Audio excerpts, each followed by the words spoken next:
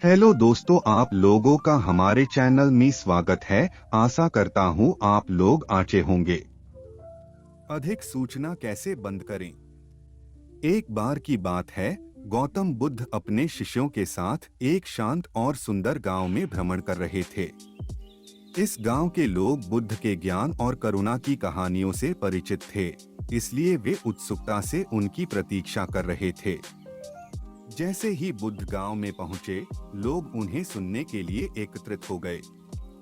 बुद्ध ने वहां बैठकर अपने शिष्यों के साथ संवाद करना प्रारंभ किया। बुद्ध ने देखा कि उनके शिष्यों में से एक आनंद गहरे चिंता और बेचैनी में डूबा हुआ था। उसकी आंखों में तनाव और उसके चेहरे पर चिंता की लकीरें साफ झलक रही थीं। बुद्ध उसकी स्थिति को भांप गए और बड़े प्यार से उससे पूछने लगे, आनंद, क्या बात है? तुम इतने चिंतित क्यों हो?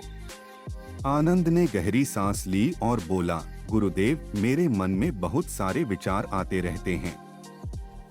मैं उन्हें रोकने की कोशिश करता हूँ, लेकिन जितना अधिक मैं उन्हें रोकने की कोशिश करता हूँ, वे उतने ही अधिक और तेजी से लौटते हैं।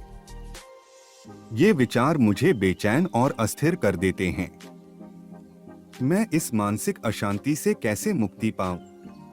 बुद्ध ने आनंद की समस्या को समझा और मुस्कुराते हुए बोले, आनंद, आओ चलो थोड़ी देर के लिए उस झील के किनारे चलते हैं। आनंद और बाकी शिष्य बुद्ध के साथ झील के किनारे पहुंचे।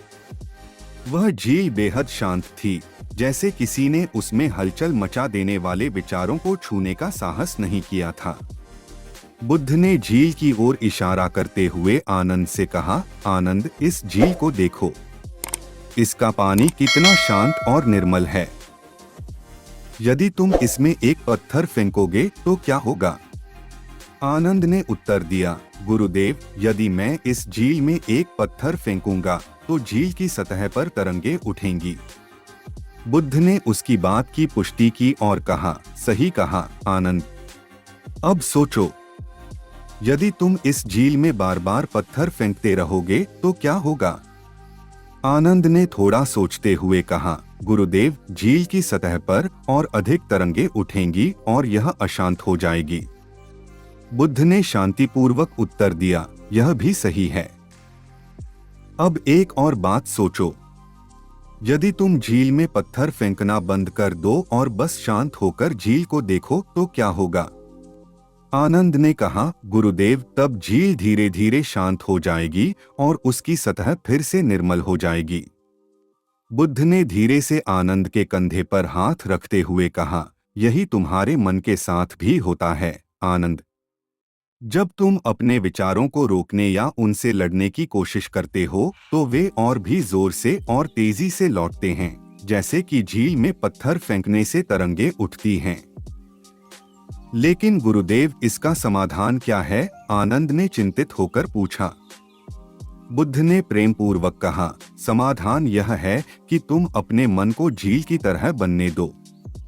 विचारों को आने दो, लेकिन उन्हें रोकने या उनसे लड़ने की कोशिश मत करो। उन्हें बस गुजर जाने दो, जैसे झील में पत्थर गिरने के बाद तरंगे धीरे धीरे शांत हो जाती हैं। यदि तुम अपने विचारों के प्रति निष्पक्ष और बिना किसी प्रतिक्रिया के रहोगे तो वे धीरे धीरे शांत हो जाएंगे और तुम्हारा मन पुनः निर्मल हो जाएगा। बुद्ध ने आगे समझाया, विचारों से लड़ने की बजाय उन्हें स्वाभाविक रूप से आने और जाने दो। उन्हें स्वीकार करो पर उनसे जुड़ो मत।